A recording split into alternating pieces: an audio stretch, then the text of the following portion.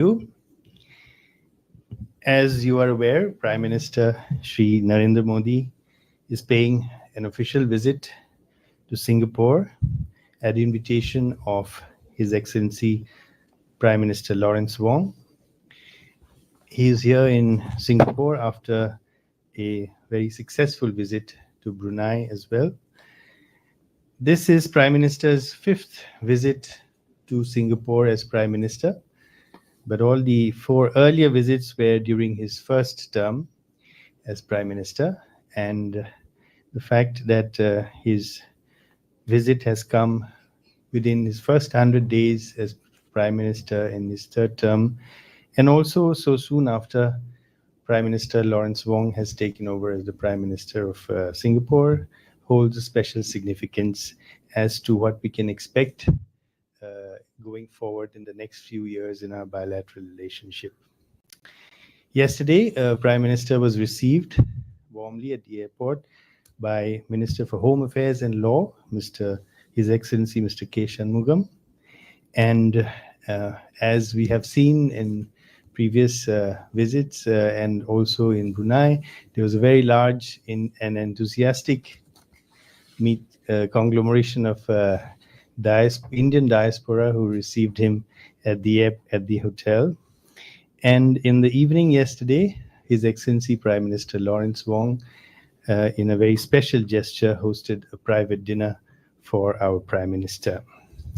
Today, he was accorded a ceremonial welcome at Parliament House, followed by official talks, and they discussed and reviewed cooperation in a very wide range of subjects, including trade and investment, defense and security, fintech and digital economy, green corridors and sustainability, food security, advanced manufacturing, including semiconductors, connectivity, health, and resilient supply chains. 4 MOUs were exchanged, and these are in cooperation in semiconductor ecosystem, in digital technologies, in skill development and education, and in healthcare.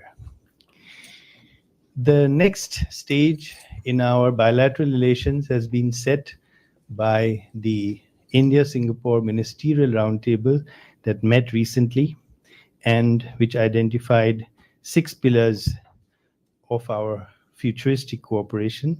And the above 4 MOUs address 4 of those 6 pillars.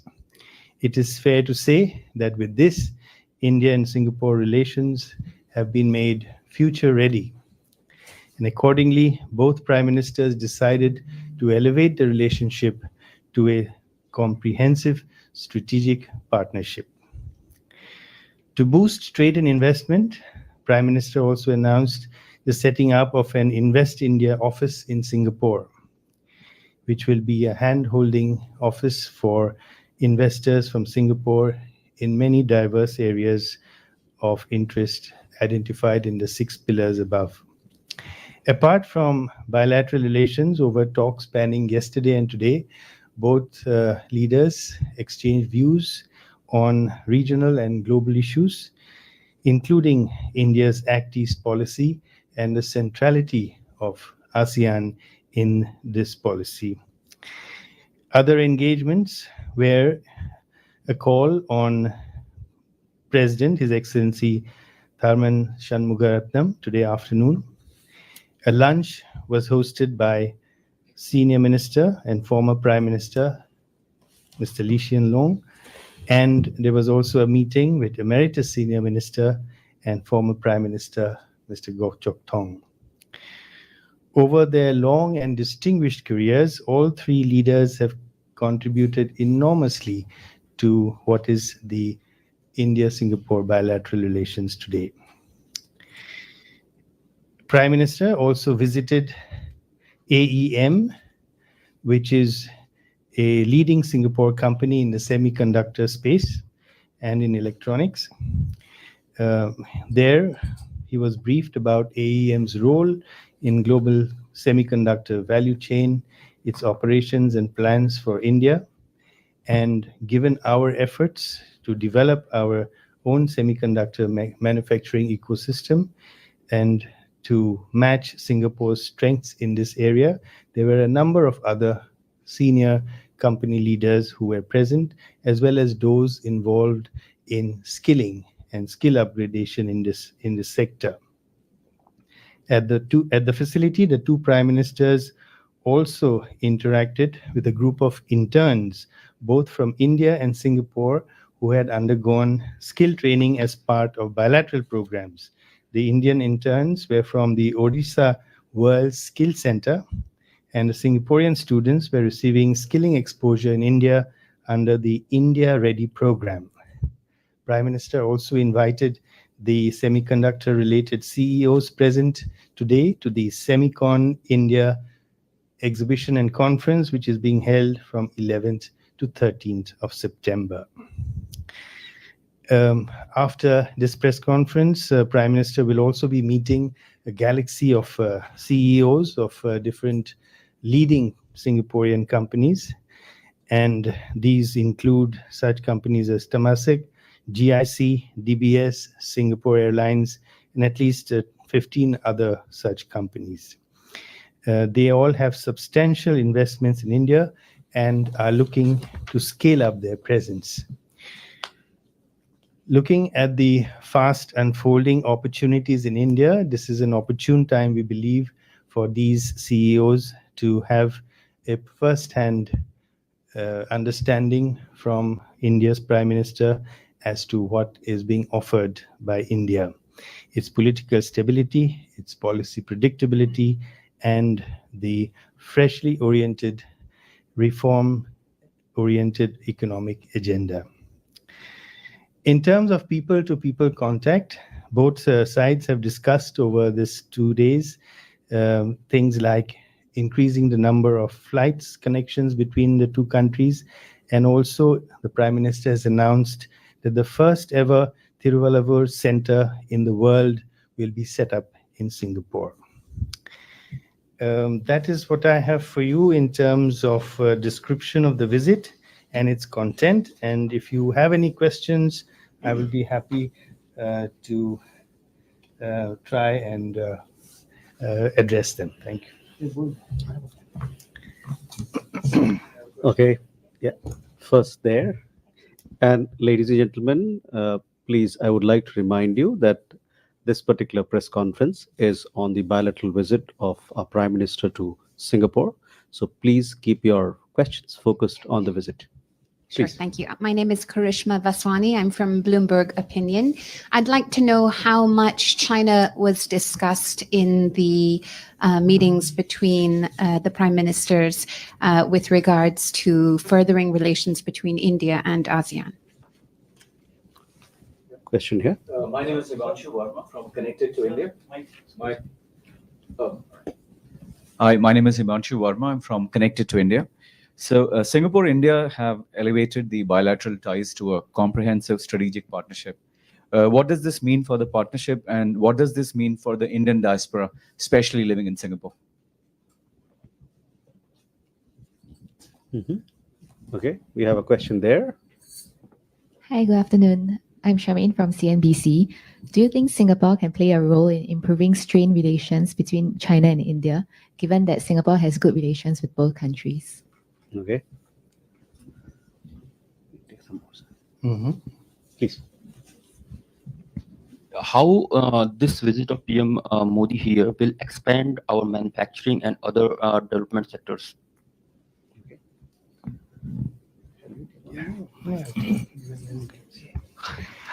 Okay, thank you for those questions. I must say that the discussions between the leadership of Singapore and our Prime Minister focused on how India and ASEAN, and with Singapore as one of our most important partners in ASEAN, can play in making this an Asian century. And there is so much that we have in common. We are two of the fastest growing regions in the world. We have huge populations between us. We have young populations, which is also so important. And for both of us, peace is very important for us to grow and for us to grow together. Free and open commerce, free sea lines of communication and overflight, these are issues that are important for both us and for Singapore. And these are some of the areas which we both sides feel that are important for maintaining the growth that we see in each other's countries, and the importance these play in making us leap forward to the next stage in our relations between India and ASEAN. So in that respect, of course, all issues that are important, all global issues, all regional issues that can either help or hinder in this were also discussed. The comprehensive strategic partnership, we have a very multidimensional relationship, multidimensional partnership. We have very strong relations in the defense side as well, where we do joint exercises together. We have very frequent exchanges between our military establishments, between our navies, our air forces, our leaderships of all three services interact very frequently. We have ship visits. We exchange domain awareness information. We would like to also cooperate further in maritime domain awareness. So this is one area where we cooperate very closely. And the other, of course, is in all the areas of economy, trade and investment. Singapore is our biggest foreign investor since 2020. Since 2000, Singapore has invested nearly $160 billion in India. Last year, Singapore was the biggest foreign investor in India. We are going into the next stage of sustainable technologies, renewable energy, advanced manufacturing such as semiconductors, and also in health and in skilling. So these are all areas where we have great complementarities. We complement each other and we need each other in order to develop further. So I would say the question was how it affects the diaspora. I think the diaspora is also a great bridge between us, and therefore you see it in the business environment here.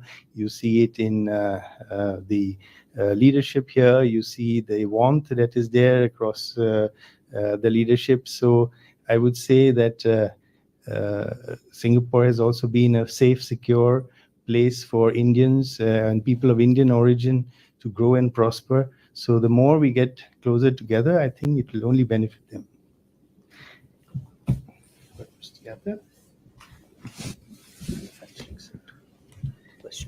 I'm sorry, what was the question on the manufacturing sector?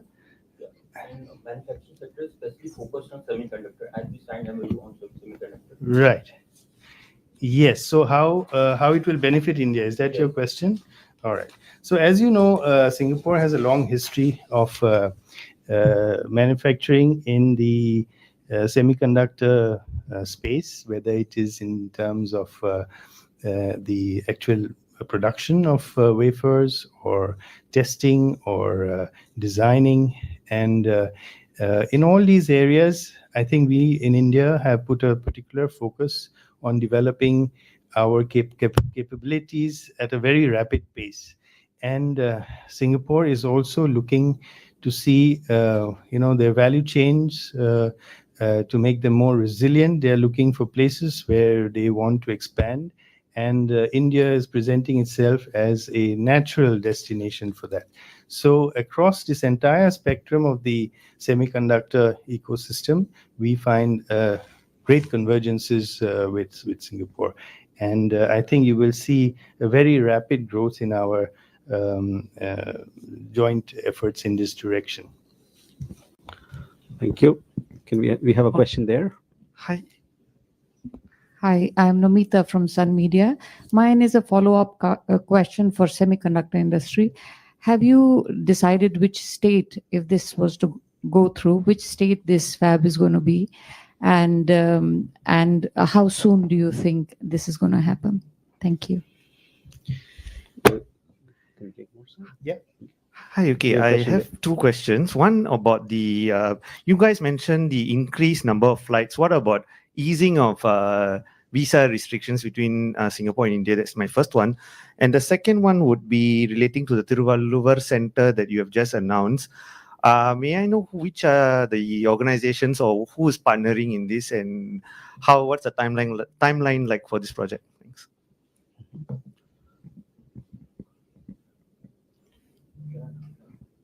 your follow-up question? Can we give a chance there first? Huh? Okay.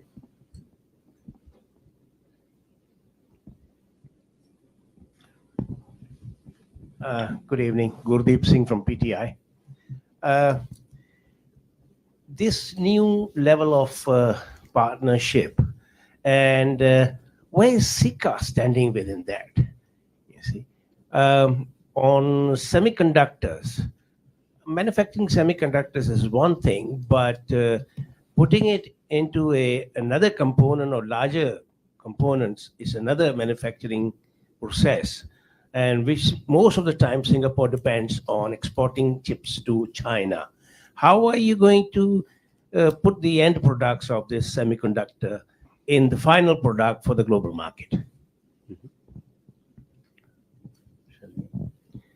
Yeah, so let me take these two. Semiconductor related question. Okay. Secretary, if I may ask that, Sure. you should answer.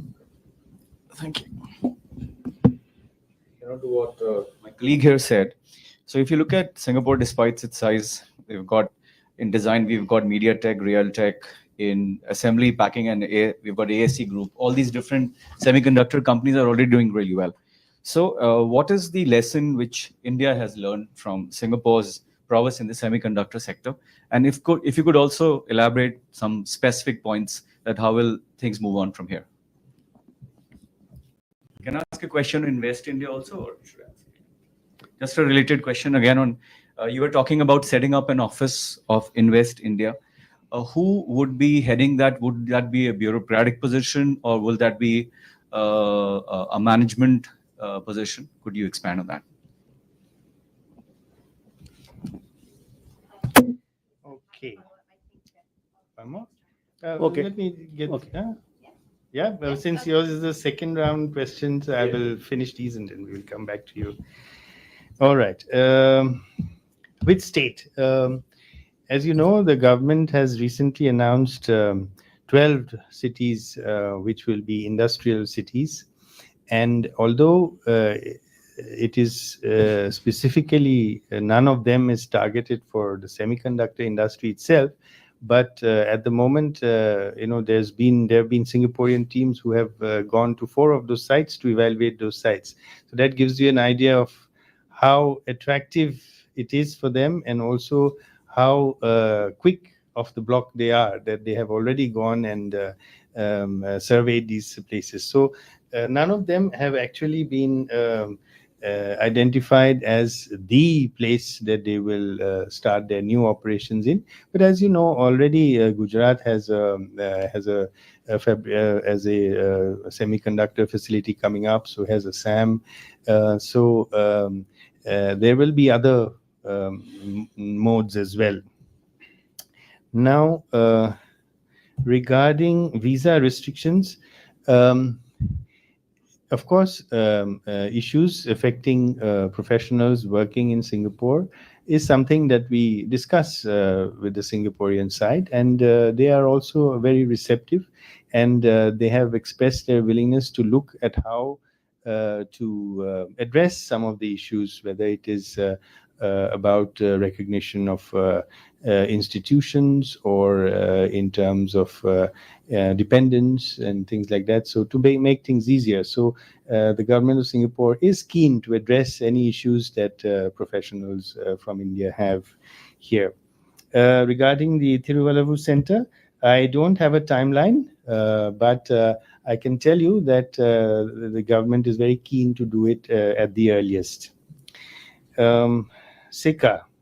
So it's a measure of the success of Sika that we are here today, with Singapore being the largest trading partner in ASEAN, the sixth largest in the world, the largest foreign investor into India. So I would say that SICA has been a great success for both sides. As far as what to do with the chips when they are built, if you build, they will come. That is the saying. So I'm sure we will have buyers for our chips if we don't consume them all ourselves, given our appetite for it. Lessons for India from the Singapore ecosystem of semiconductors. I think two things stand out. One is skilling and the importance that Singapore has given to skilling, and we are very, very keen to pick up on that and to learn skilling from Singapore. And the other is that for any semiconductor industry to come up, it's very important to have an ecosystem. And Singapore has that ecosystem, which has been built up over the years, and we would like to replicate that. Invest India, bureaucratic or management person, do I notice a degree of skepticism about bureaucrats? But okay, all right, I'll take it. All right, so so it will be, Invest India is a very, very, very professional organization, and it has had enormous success in hand-holding so many big players from all over the world in India. And, smaller players, niche companies, SMEs, who might find India a daunting place, to go there, but who possess great technologies that we can benefit from, they would really benefit from an Invest India office in Singapore. So one last question there. Hi, thank you so much for letting me ask this. So this is a follow-up to my China question. It was a clarification on something that you said with regards to maritime cooperation. How likely are, joint activities between Singapore and India in places like the South China Sea? Were those things sort of discussed? And is India considering helping out members of the Quad with regards to the increasing Chinese aggressiveness in the South China Sea? And then a question about Amravati, whether Singapore has expressed interest on if Mr. Modi asked them to return to the project at Mr. Naidu's behest. Thank you. Let me just say that firstly, as I said before, peace, stability, and open commerce are important things for both India and Singapore, and therefore these subjects do come up in our discussions amongst our leaders. So naturally, these would have been discussed. I will not go into greater specifics than that. Let me leave it at that. These are important issues for both Singapore and India, and they are very important for the region, we believe. And as I said before, for an Asian century, I think the growth of ASEAN, the countries of the ASEAN, and India's partnership with ASEAN is very important, and we believe that's so. And that is basically what Prime Minister Shri Narendra Modi ji's vision is for the region. And that is why he enunciated his Act East policy and his vision for the Indo-Pacific Oceans Initiative. And that is why, as you see in the first 100 days of his office, he has invited both the Prime Ministers of Vietnam and Malaysia to India. Our President has gone to Timor-Leste, to Fiji, and to New Zealand. And Prime Minister himself has visited Brunei and Singapore. So this will give you an idea of the importance that we place in the region. Yes, the Amravati question. I don't believe it was discussed. It did not come up. Sorry. Thank you. Air travel question I asked earlier.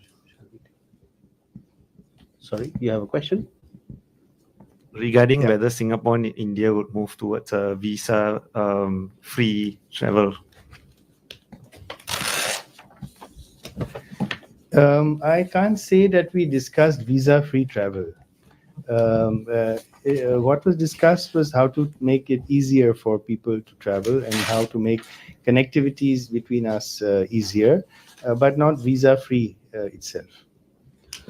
Thank you, ladies and gentlemen, for your participation in this special briefing. Thank you, sir, for taking out time. Please do follow the business event, which is just going to happen shortly. Thank you. Thank you very much. Thank you. All global issues, all